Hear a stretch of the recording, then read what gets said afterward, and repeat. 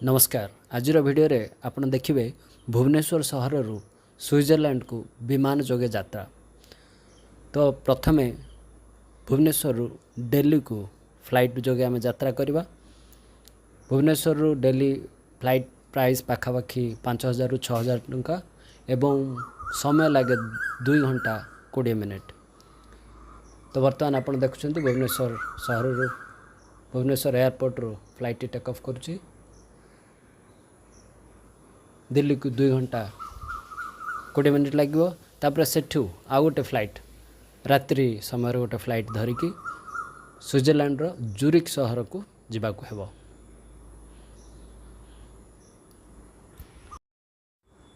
वर्तमान आपण देखुछंती दिल्ली एयरपोर्ट रू स्विट्जरलैंड अभिमुखे जो विमान टी यात्रा करछि तार टेक ऑफ। एटा होछि स्विस एयरलाइंस रो फ्लाइट। आमे आसिले इंडिगो एयरलाइंस रे भुवनेश्वर रू दिल्ली। वर्तमान स्विस एयरलाइन जोगे यात्रा होछि दिल्ली रू स्विट्जरलैंड रो जूरिक सहर को। टाइम लगे 8 घंटा 25 मिनिट। Ticket price 25,000। राति 12टा पाखापाखि फ्लाइट छाड़ला तेणु सका 8:25 रे पहुँचब। तो ये होछि से एयरलाइंस रो टेक ऑफ स्विस एयरलाइंस रो। वर्तमान सकाळ हो जाइछि। सकाळे आपण देखुछंती जूरिक सहर उपरे हमरो जहाजटी वर्तमान उडुछि। किछि समय मध्य किछि क्षण मध्य फ्लाइट टी लैंड कर जूरिक सहर रे। तापरे आमे स्विट्जरलैंड रो किछि सुंदर सुंदर जगह को आपन को देखेबो। तो ये देखंतु तळे होछि स्विट्जरलैंड रो जूरिक सहर पाखापाखि एरिया खूब सुंदर। जमिति कि आपन जानछंती स्विट्जरलैंड होछि विश्वर एक अन्यतम सुंदर देश। प्रत्येक वर्ष लक्ष लक्ष पर्यटक यही देश को बुलवा को आसी। तेणु टूरिज्म रो अनेक टंका रोजगार करथाए स्विट्जरलैंड। स्विट्जरलैंड गोटे छोटिया देश किंतु विश्व रे यार खूब नाम अच्छी। तो बर्तमान आप देखुं फ्लाइट टी आमर जूरिक सहर उपर उड़ुची एवं वर्तमान फ्लाइट टी एयरपोर्ट रे लैंड करिवो किछि क्षण मध्य रे।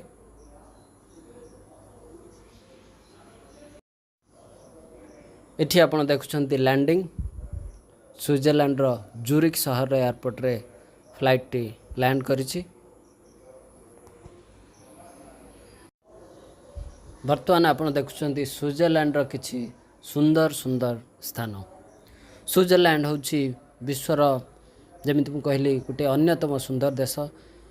याकू कहा जाए कंट्री ऑफ लेक्स। पाखापाखि 1500 लेक ह्रद छोट बड़ 1500 ह्रद यही देश रे आपण देखा पाइबे। ये देखंतु गोटे छोटिया ह्रद। एथिरे किछि सेलानी किछि पर्यटक तांकर बोटिंग करुछंती। छुट्टी बितेवा पई ये देशटी खूब सुंदर गोटे देश।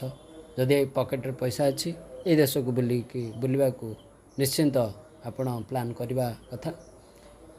जेमिति मु कहली पूर्वरु लक्ष लक्ष पर्यटक प्रत्येक वर्ष स्विट्जरलैंड को बुलवा को आस्थांती। तो ये देखंतु केते सुंदर सुंदर पहाड़। स्विट्जरलैंड रे आपण पहाड़ पर्वत नदी झरणा ह्रद ये सब देखा पाइबे। सौंदर्य भरा छोटिया देशटी। ओडिशार टोटाल एरिया जते तार 3 भागरू भागेठू मध्य कम। तेणु आपण माने इमेजिन कर पारथिबे केते छोटिया देशटी। किंतु ये देशटी काफी धनवान देश। यार जीडीपी पाखापाखि 800 बिलियन डॉलर जोटा कि आम भारतर जीडीपी रो 4 भागरू भागे कहले चले। तेणु काफी धनवान। मात्र 80 लाख जनसंख्या ये देशर। वर्तमान आप देखुं स्विट्जरलैंड रो ग्रामांचल दृश्य। यहाँ हूँ तांकर ग्रामांचल। देखंतु केते सौंदर्य भरा। स्विट्जरलैंड प्रसिद्ध विश्व रे तार सौंदर्य पाई तथा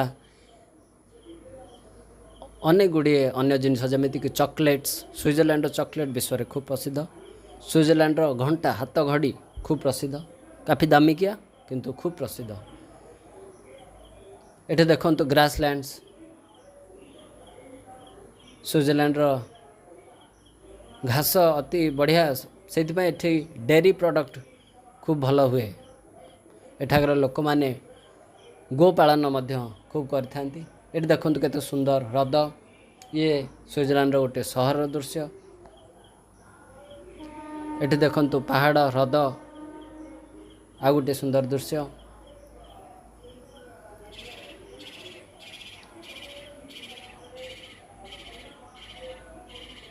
नेचुरल ब्यूटी प्राकृतिक सौंदर्य रे स्विट्जरलैंड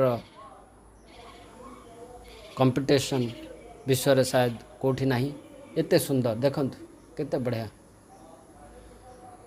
विंटर रे शीत दिन रे बरफ आदृत पहाड़ मान आप देखा पाइबे। से जो एठी जो पर्यटक मैंने आसती विंटर रे जो मैंने आसती से मैंने स्केटिंग करने को चेष्टा करती कारण बरफ सब बेले रुहे विंटर रे।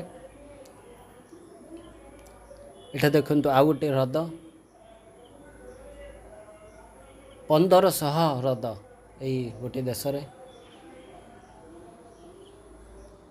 एक पर एक कितने सुंदर सुंदर आपण स्थान यहीपरी देखा पाइबे स्विट्जरलैंड रे। विंटर रे देखंतु केते बढ़िया देखा जाउथला।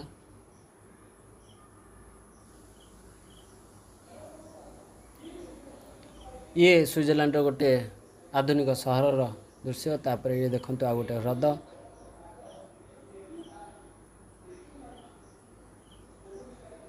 आमर भारतर अनेक गुड़े चलचित्र बॉलीवुड अनेक गुड़े फिल्म ये स्विट्जरलैंड रे शूटिंग होती जमीक दिलवाले दुल्हनिया ले जाएंगे शाहरुख खान काजोल से फिल्म रो मेजर पार्ट यही स्विट्जरलैंड रे शूटिंग होती।